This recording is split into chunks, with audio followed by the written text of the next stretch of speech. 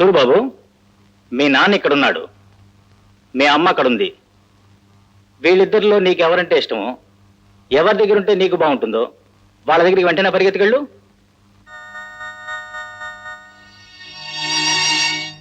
Okay okay, ఆమెకు ప్రేమ లేదు, మరి నీకుందా? ఉంది. నో, ఐసేనో. ఉంది ఉంది. ఉంటే ఆ రోజు లలితారాణి నీ ఇంటికి వచ్చినప్పుడు బిడ్డ మెట్ల కింద పడి ఏడుస్తుంటే నువ్వేం చేస్తున్నావు? ఎప్పుడు? ఆ రోజు నువ్వు ఆ ఇంట్లో ఉన్నప్పుడు. My learned friend is putting all leading questions and trying to dominate. My dear Reddy, when you are speaking, I heard and honored your speech. Please sit down. Sorry. Thank you. బిడ్డ ఏడుస్తున్నప్పుడు నువ్వు పైన ఉన్నావా, కింద ఉన్నావా? పైనే ఉన్నాను. బిడ్డ పైనే. పైన ఉన్న బిడ్డ కిందకి ఎలా వచ్చింది? Your honour, please note this point, your honour. పైన ఉన్న బిడ్డ, నడవడానికి వీల్లేని బిడ్డ, నడక చేత కాని బిడ్డ, పైనుంచి మెట్ల నుంచి కిందకి వచ్చింది అంటే జారైనా వచ్చుండాలి, దుర్లైనా వచ్చుండాలి, పడైనా వచ్చుండాలి. కింద పడ్డ బిడ్డ ఏడవకుండా ఎలా ఉంటుంది యువర్ ఆనర్? ఆ బిడ్డ కింద పడి ఏడుస్తుంటే వీళ్ళు మాత్రం ఆనందంగా రతి మనమదుల్లాగా విలాసకేలి ఉల్లాసాల్లో హాయిగా ఆనందంగా ఉన్నారు. బిడ్డ ఏడుపు కూడా పట్టించుకోలేదు యువర్ ఆనర్. అది లక్ష్యమో నిర్లక్ష్యమో చెప్పండి యువర్ ఆనర్. ఆ రోజున ఆమె పట్టుదలతో, దీక్షతో డాన్స్ నేర్చుకుంటుంటే ఆ తబలా శబ్దాలలో, హార్మోనియం శబ్దాలలో ఆమె బిడ్డ ఏడుపు వినకపోతే భార్యలో విడిచిపెట్టి వచ్చాడు ఈ ప్రభుత్వుడు. కానీ ఈ రోజున అతని ఆనందం కోసం బిడ్డ ఏడుస్తుంటే సౌప్రతి వచ్చి ఉంటే ఆ రోజున పట్టించుకోలేదంటే ఏది లక్ష్యమో ఏది నిర్లక్ష్యమో ప్లీజ్ చెప్పండి యువర్ ఆనర్. అబద్ధం. బిడ్డ ఏడవడం లేదు, ఆడుకుంటుంది. ఓకే. బిడ్డ ఏడవడం లేదు, ఆడుకుంటుందని నువ్వు అంటున్నావు, ఏడుస్తుందని ఆవిడ అంటున్నారు. దీనికి ప్రత్యక్ష సాక్ష్యం ఎవరు? సరోజ. గుడ్. సరోజ. ఎవరా Saroja? Who is that Saroja? Come on, tell me who is the Saroja? I want what your honor. He's totally confusing. No, your honor. This is the key point of my case. Please. Objection over ruled. Your honour, కేవలం తన మాట నెగ్గలేదనే కోపంతో ఆ తల్లి నుంచి బిడ్డను వేరు చేసి సరాసరి తను ఉంచుకున్న ఉంపుడు కథ సరోజ ఇంటికి తీసుకువెళ్ళాడు మిస్టర్ గంగరాజు. ప్రదర్శన నుంచి తిరిగి వచ్చి తన భర్త, తన బిడ్డ కనిపించకపోయేసరికి ఎక్కడా అని వెతుక్కుంటూ సరాసరి ఆ సరోజాదేవి ఇంటికే వచ్చింది. ఆమె తన తప్పును క్షమించమంది, కాళ్ళు పట్టుకుంది, కాదన్నాడు. తన బిడ్డను తనకు ప్రసాదించమంది, మెడపట్టి నిర్దాక్షిణ్యంగా బయటికి ఎంటేశాడు. ఆ స్థితిలో ఆమెం చేయాలి? తను మగవాడు కాబట్టి ఆమెను కాదన్న మరుక్షణం ఇంటిని మార్చేశాడు, ఇల్లాల్ని మార్చేశాడు. కానీ ఆడది ఆమె ఏం చేయగలదు. అందుకే ఏం చేయాలో తెలియలేదు. తెలియని పరిస్థితుల్లో ఆత్మహత్య చేసుకోవడం కోసం ఆమె బయలుదేరింది. ఆ స్థితిలో మనిషి పుట్టింది చవడం కోసం కాదు, బ్రతకడం కోసమని మరొక ఇల్లాలు లక్ష్మమ్మ ఆమెను కాపాడింది. ఆమె కథను తావింది. విన్న తర్వాత ఈనాటికైనా నీ భర్త, నీ బిడ్డ నీకు కాకుండా పోరు అని ఆమెకు లేని ఆశ కల్పించింది. ఆ ఆశతోనే ఆమెను జీవించమంది. ప్రతి క్షణం ఆమె బాధపడటం చూసి ఆ బాధను తట్టుకోలేక మానసికంగా ఆమెకు మార్పు కావాలని ఒక సినిమా నటిగా తయారు చేసింది. ఆమె సినిమా నటిగా మారిన తన బిడ్డను మర్చిపోలేదు.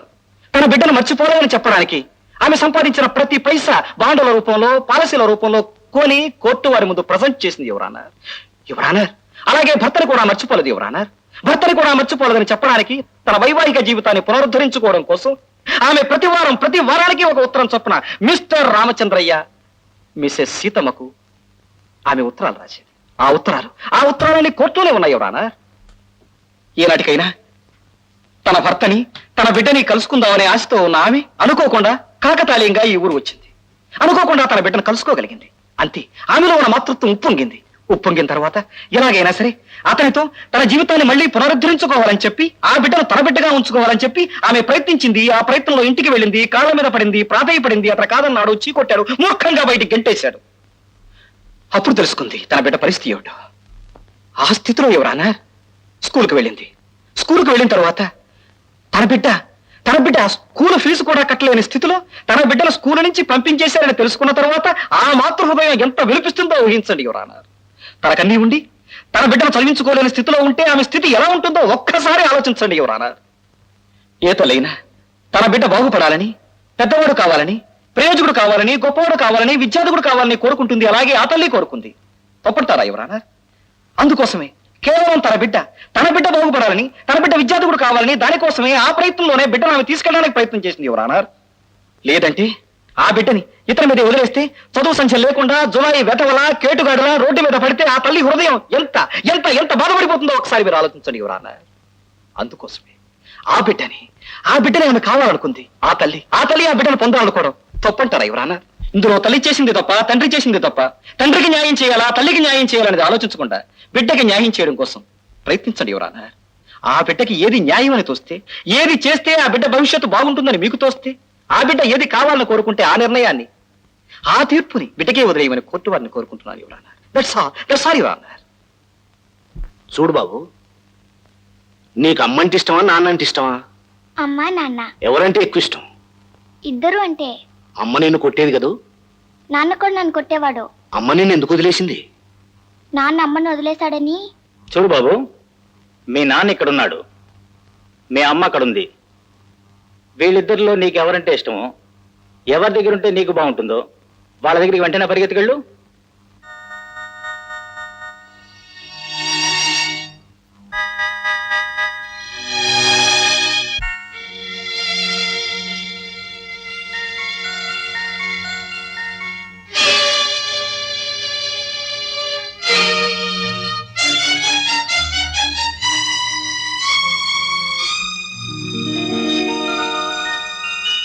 అదేమిటి, వాళ్ళు మీ అమ్మ నాన్న కారుగా? నేను వీళ్ళ దగ్గరే ఉంటా. ఏ?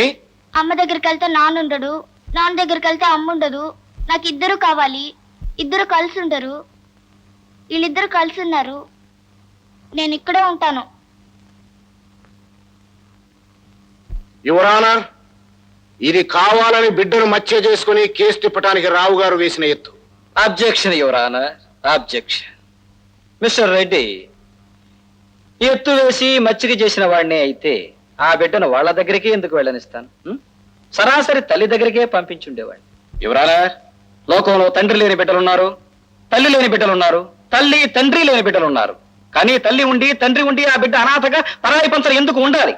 దాని కారకులు ఎవరు, బాధ్యులు ఎవరు? ఎవరానా, ఈ తండ్రి ఈ తల్లి కేవలం వాళ్ళ పంతాలు, పట్టింపులు, ఆవేశాలు. అందువల్లే ఆ బిడ్డ వారి పక్కన చేరాల్సి వచ్చింది. ఎవరానా, నా దృష్టిలో భార్యాభర్తల సంబంధం పాలు నీళ్ల కలయిక లాంటిది. కలవడానికి ముందు పాల రంగు వేరు, నీళ్ల రంగు వేరు. పాల రుచి వేరు, నీళ్ల రుచి వేరు.